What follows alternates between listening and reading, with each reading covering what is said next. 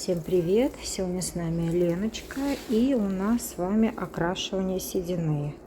Вот давайте посмотрим. У нас здесь седины очень много. Видите, здесь практически у нас 95%. А вот на затылке у нас седины чуть-чуть поменьше. Вот, видите? И так как мы красим Лену не полностью, мы красим только корешки и дадим немножко глубины. Как видите, у нас такой блондин, выгоревший уже на солнышке. И плюс еще седина. Видите, когда у нас с вами блондин, вы помните, у нас на 100% никогда не закрашиваются седые волосы, потому что пигмента в светлых блондинах мало. Но нам немного надо затемнить корень, и поэтому мы сейчас пойдем с вами смешивать красители. Как всегда, крест-накрест. И потом начинаем от лица откидывать волосы попрядно. Седина у нас не любит больших и толстых проборов. Обязательно работаем тоненькими проборчиками. Делим прядки где-то толщиной, может быть, миллиметра 3. Толще не надо. Значит, так как у нас, вы видите, типаж у Леночки теплый, поэтому мы должны создать такой как бы достаточно нейтральный теплый цвет. Не сильно желтый, а именно спокойный, нейтральный, теплый. Естественно, вы в описании смотрите, да, и я вам на видео показала, что я составляла. Так что можете пользоваться этим рецептом. Также вы помните, что у меня есть объемный курс колористики, где я более подробно вам все рассказываю, что, для чего и когда, что с чем мы размешиваем, в каких случаях и в каких пропорциях. Так что добро пожаловать, переходите. Всю информацию я оставила под описанием, по ссылкам переходите и подписывайтесь на меня. Спасибо. Вот мы с вами нанесли все попрядно от лица к затылку, как видите. И теперь я вам рекомендую все попрядно также опускать и промазывать в другую сторону. Во-первых, вы таким образом себя проверяете, контролируете, все ли у вас хорошо промазано, либо нет. Обязательно донаносите.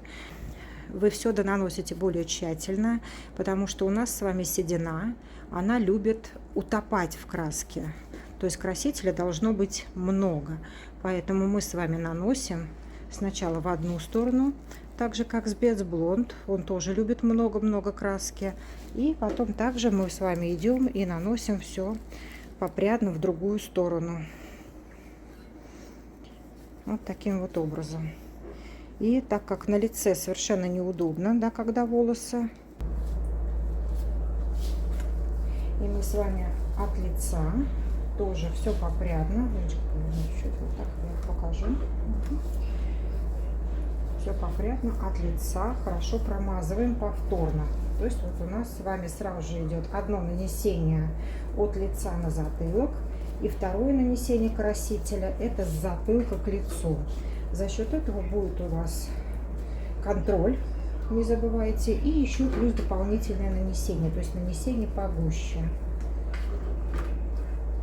Аккуратненько промазывайте опять же зону у лица, потому что у нас, как правило, у лица в большинстве случаев очень много вот этих жестких седых волос. И их тоже хочется прокрасить, потому что, как девчонки говорят, ой, у меня там отросло. Но не отросло, а смылось. Как вы понимаете, это не смылось, а это именно отросло, потому что от лица, когда волосы убирают, в первую очередь у нас видна краевая линия. Поэтому, пожалуйста, вы прям хорошо промазываете. У нас существуют всякие составы, которые смывают краску. Ну, прям намазывайте, как я шучу, намазала почти по брови. Для того, чтобы все-таки прокрасить вот эту седину, которая идет у нас по краевой линии роста волос. И мы с вами высиживаем время. Положенное время у нас где-то 40-45 минут. У кого все-таки седина более жесткая, я вам рекомендую выдерживать 50-60 минут. То есть за это время седина еще лучше прокрасится. Краситель, может быть, не будет так быстро работать, будет более вялый текущий процесс, но все-таки еще какая-то мощность появится для того, чтобы прокрасить более трудную седину. время выдержки красителя закончилось. И мы с вами теперь перешли в мойку для того, чтобы нам сделать растяжку. То есть мы эмульгируем с вами краску на всю длину.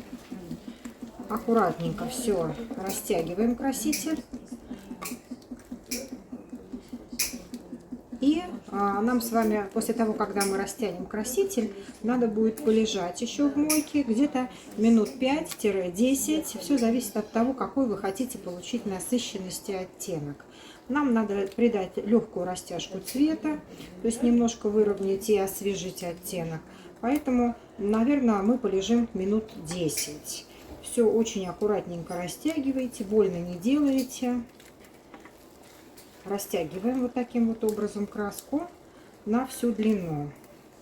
И пока у вас краска эмульгирует волосы, аккуратненько все складываете, вы кожу головы смываете краситель вот такими вот массажными круговыми движениями.